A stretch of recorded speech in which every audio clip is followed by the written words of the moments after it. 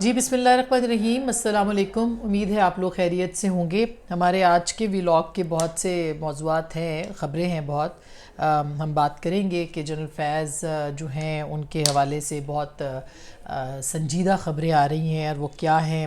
ان کی آج جو کامران خان صاحب سے گفتگو ہوئی ہے بذریعہ ٹویٹر وہ ملی ہے یا پتہ چلی ہے، اس کے حوالے سے بھی آپ کو کچھ تفصیلات سے آگاہ کریں گے۔ اور آرمی چیف کی جو ملاقات ہوئی ہے ایک گروپ آف انڈسٹریلسٹ کے ساتھ، صنعت کاروں کے ساتھ، اس کے اندر کی جو خاص خبر ہے وہ بھی ہم آپ کے ساتھ شیئر کریں گے۔ اس سے پہلے یہ آپ کو بتا دیں کہ جنرل فیض کے کورٹ مارشل کا مطالبہ تو اپنی جگہ پہ ہے ہی، لیکن آج عورتوں کا عالمی دن ہے، اور میری طرف سے تمام خواتین کو بہت بہت یہ دن مبارک ہو۔ یہ کیوں اتنا اہم ہے یہ دن؟ میں پہلے اس بات پہ یقین نہیں رکھتی تھی کہ دنوں کی خاص اہمیت ہوتی ہے، مگر اب مجھے احساس ہوتا ہے جب سے میں نے جرنلزم شروع کی ہے کہ جب آپ ایک دن کو مخصوص کرتے ہیں تو اس ایک دن پہ عورتیں جو ہیں، یا جو بھی دن ہوتا ہے اس کے بارے میں لوگ بات کرتے ہیں، سینسٹائز کرتے ہیں لوگ جو ہیں، ان کے بارے میں جو جتنے مسائل ہوتے ہیں ان مسائل کا اظہار کیا جاتا ہے، اور پھر اس کے حل کی طرف جو ہے وہ بڑھا جاتا ہے۔ تو میرا خیال ہے کہ سب سے اہم بات تو یہی ہے کہ عورت مارچ جو ہے اس کے حوالے سے، ٹھیک ہے پروپیگنڈا اپنی جگہ پہ ہوتا ہے، عورتوں کے نام کو استعمال بھی کیا جاتا ہے، غلط نعروں کو بھی کہا جاتا ہے، عورتوں سے منسوب کیا جاتا ہے، لیکن جو ایک لارجر اس کی ایک پکچر ہے جس میں کہ عورتوں کے مسائل ہیں اور ان کے ساتھ ان پہ جو تشدد ہوتا ہے وہ بالکل وہ اپنی جگہ پہ بہت اہم ہے، اور اس کو ہائی لائٹ کرنا بہت ضروری ہے۔ عورتوں کے اتنے مسائل ہیں کہ آج بھی یقین مانیے، اگر میں اپنی طرف بھی دیکھوں تو 20 سال ہو گئے صحافت میں، لیکن اپنی ریکگنیشن کے لیے آج بھی ہر روز جو ہے وہ آپ کو سٹرگل کرنا پڑتی ہے۔ آپ کے جو کولیگ ہوتے ہیں، آپ کے دوست، آپ کے جاننے والے، وہ آپ کو لیٹ ڈاؤن کرنے کی کوشش کرتے ہیں، کہ چونکہ صرف اس وجہ سے جینڈر کی بنیاد کے اوپر کہ خواتین کو جو ہے وہ ان کا مقام نہ ملے یا ان کو ریکگنائز نہ کیا جائے، دل بڑے چھوٹے ہو جاتے ہیں خواتین کے لیے۔ تو آپ پلیز اپنے ارد گرد جتنی عورتیں ہیں ان کا احترام کریں، ان سے پیار کریں، ان کو عزت دیں، اور ان کا مقام جو ہے وہ سمجھنے کی کوشش کریں۔ تو یہ آپ سب کے لیے پیغام ہے، لیکن اس کے ساتھ ساتھ اب جو اہم سیاسی خبریں ہیں اس میں آج مریم نواز صاحبہ نے ایک نئے ویب سائٹ کو، وی نیوز کو جو ہے وہ انٹرویو دیا ہے، اور اس میں انہوں نے کہا ہے جی کہ جنرل فیض کا کورٹ مارشل ہونا چاہیے۔ اس سے پہلے کچھ دن پہلے یہ اطلاعات آئیں کہ وہ انڈر اریسٹ ہیں، ان کو گرفتار کیا گیا ہے۔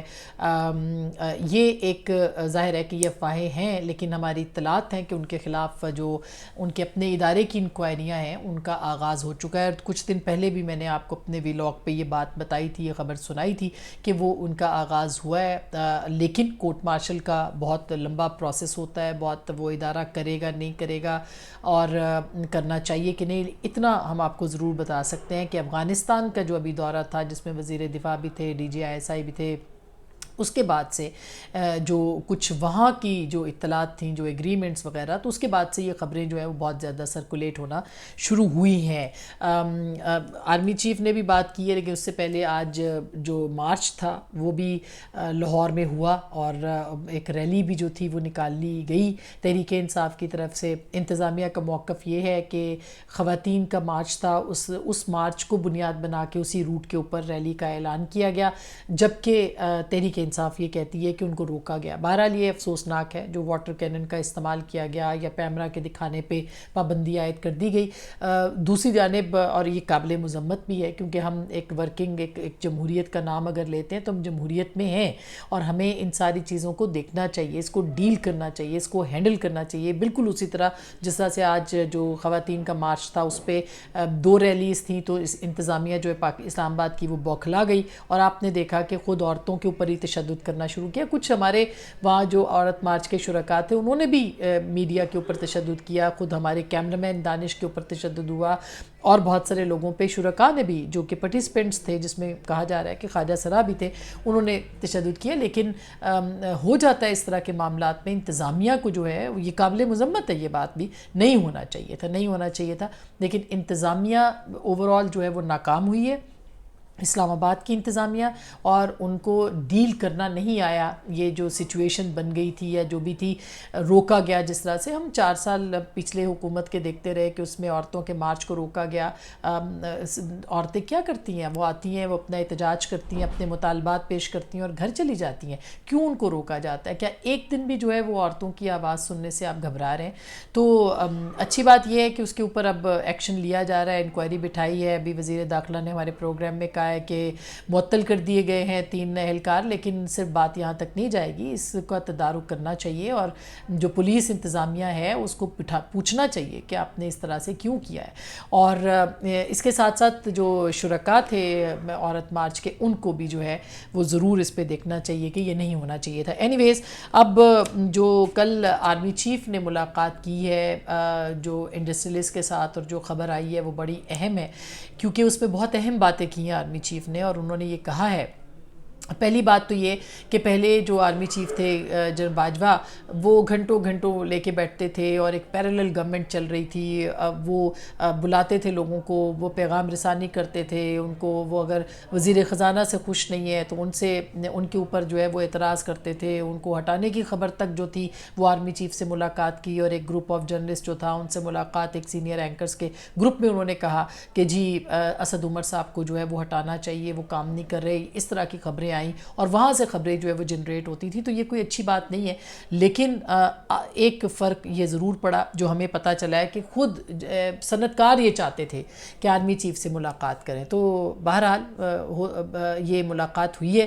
اور جو اول تو ایسی ملاقاتیں نہیں ہونی چاہیے، لیکن یہ اگر ملاقات ہوئی ہے تو اس کے اوپر انہوں نے، آرمی چیف نے اسحاق ڈار صاحب کو جو ہے وہ بلایا اور ان کو ساتھ بٹھایا اور ان کے سامنے جو ہے وہ ساری بات چیت کی. تو یہ فرق جو ہے وہ بالکل سامنے آیا ہے کہ یہ نہیں ہے کہ بلینکٹ کوئی GHQ کے اندر میٹنگز ہو جائیں اور وہ سب ملاقاتیں ہوتی رہیں. تو یہ بہرحال ایک فرق جو ہے وہ سامنے آیا ہے. جو دوسری بات انہوں نے کی کہ دیوالیہ ہونے کا کوئی خطرہ پاکستان کا نہیں ہے، ناد آئندہ ہونے کا کوئی خطرہ موجود نہیں ہے، اور حکومت کے پاس ایسے انتظامات یا ریاست کے پاس موجود ہیں کہ پاکستان کو کچھ بھی نہیں ہوگا. تو یہ اچھی بات ہے، اور اس کانفیڈنس کی بڑی ضرورت ہے مارکیٹ کو بھی اور عوام کو بھی، کیونکہ مستقل ایک پروپیگنڈا چل رہا ہے اور ایسے حالات بھی ہیں جیسے کہ IMF جو پاکستان کو ٹف ٹائم دے رہا ہے اور بہت ساری چیزیں جو ہیں وہ آ چکی ہیں. حال ہی میں رضا ربانی صاحب نے بھی ایک پریس ریلیز اپنی جو ہے وہ جاری کی ہے. تو یہ اچھی بات ہے کہ آپ نے کانفیڈنس دیا، اور شاید انڈسٹریلسٹ بھی سیاسی لوگوں سے، سیاسی حکومتوں سے جو ہے وہ ان کو اطمینان حاصل نہیں ہوتا اور ان کو ایک سرٹن جگہ پہ جا کے جو ہے وہ یقین دہانی چاہیے ہوتی ہے. تو یہ یقین دہانی انہوں نے آرمی چیف سے مانگی اور انہوں نے دی کہ ایسا نہیں ہے کہ پاکستان جو ہے وہ ڈیفالٹ ہونے جا رہا ہے.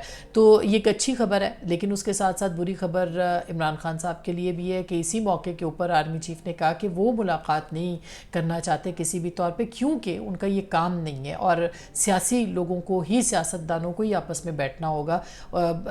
آرمی کا یا ملٹری کا کوئی رول جو ہے اس سلسلے میں نہیں ہونا چاہیے. یہ بھی بہت اچھی بات ہے.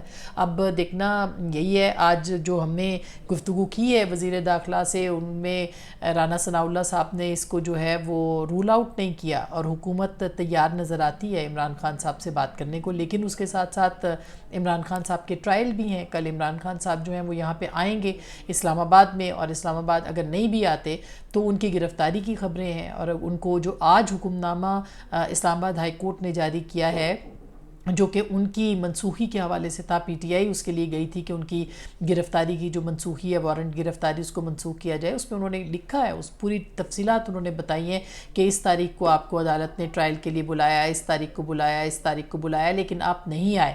تو اگر آپ نہیں آئے تو اب آپ کو جو ہے وہ پیش ہونا پڑے گا، اور آپ کو ہر صورت جو ہے وہ پیش ہونا پڑے گا، بھلے آپ کو گرفتار کرنا پڑے. تو یہ آخری موقع جو ہے 13 مارچ کو عمران خان صاحب کو دے دیا گیا ہے. اور اسی طرح سے کل انسداد دہشت گردی کا بھی معاملہ ہے، نیب کا جو مسئلہ ہے اس کے اندر بھی پیشی ہے ان کی اہلیہ کے ساتھ 9 مارچ کی. تو کل بھی دیکھنا ہے کہ عمران خان صاحب جو ہیں وہ پیش ہوتے ہیں یا نہیں پیش ہوتے ہیں. تو یہ ایک ایسی چیز ہے جو کہ بہت اہم ہے. اور بڑی افسوسناک خبریں آج جو ہیں وہ لاہور سے آئی ہیں کہ ایک جو پی ٹی آئی کے ورکر تھے ان کا انتقال ہوا ہے۔ پی ٹی آئی یہ الزام لگا رہی ہے کہ پولیس کی فائرنگ سے ہوا ہے۔ پولیس پہلے سے یہ کہا جا رہا تھا کہ ایسا کوئی سین کریٹ ہوگا، کوئی بھی قوت، میں یہ نہیں کہہ رہی کہ پی ٹی آئی یا گورنمنٹ، کوئی بھی قوت اس کو فائدہ اٹھا کے جو ہے وہ ملبہ گرائے گی، یا پی ٹی آئی کے اوپر گرائے گی یا تحریک یا حکومت پہ گرائے گی۔ تو حکومت نے کہا جاتا ہے کہ اسی لیے شاید جو ہے وہ یہ سارا معاملہ کیا تھا، اور اسی طرح سے لوگوں کو آج جو ہے 144 جو ہے وہ نافذ کی تھی۔ لیکن بہرحال اس کی انویسٹیگیشن ہونی چاہیے، جو بھی شخص مارا گیا ہے وہ بے گناہ مارا گیا ہے، اور اس کی انویسٹیگیشن ہونی چاہیے، پتہ چلنا چاہیے کہ کس نے مارا ہے، اور اگر پولیس کو پتہ ہے کہ یہ کارروائی کسی تیسری قوت کی ہے تو وہ بھی جو معاملات ہیں وہ سامنے آنے چاہیے۔ اب صورتحال یہ ہے کہ یہ تنازع، یہ جو ایپیسوڈ ہوئی ہے ایک ورکر کے قتل کی، لگتا ایسے ہے کہ حکومت کے پاس جو اطلاعات تھیں وہ درست تھیں کہ کوئی بھی فائدہ اٹھا کے ماڈل ٹاؤن کی طرح کا صورتحال جو ہے وہ بنائے گا، لیکن حکومتوں کی ذمہ داری ہوتی ہے کہ وہ امن و امان کی صورتحال کو جو ہے وہ بہتر بنائیں۔ یہ بات رول آؤٹ نہیں کی جا سکتی کہ جو ریلیز یا جس طرح کی صورتحال بنتی رہی ہے پہلے، اب بھی کہیں اس کا فائدہ نہ اٹھایا جائے اور امن و امان کی صورتحال جو ہے وہ خراب نہ کی جائے۔